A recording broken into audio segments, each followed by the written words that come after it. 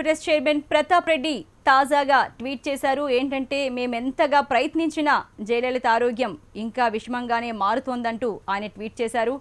మరోవైపు చూసుకుంటే అన్నాడీఎంకే నాయకుడిగా ఆర్థిక మంత్రి పన్నీర్ సెల్వంను ఎంచుకున్నారు. దీనిపై ఎమ్మెల్యేలంతా ఏకాభిప్రాయాన్ని వ్యక్తం చేశారు. వారి ఏకాభిప్రాయం తర్వాతనే పన్నీర్ సెల్వంను నాయకుడిగా ఎంచుకున్నారు.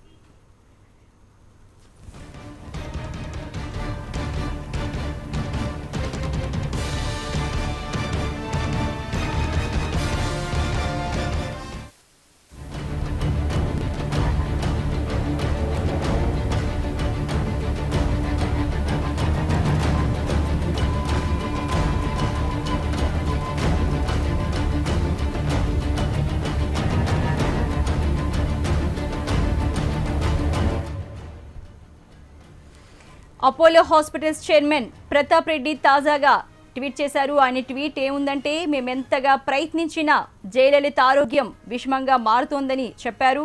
మరోవైపు చూసుకుంటే అన్నాడీఎంకే నాయకుడిగా ఆర్థిక మంత్రి పన్నీర్ సెల్వంను ఎంచుకున్నారు.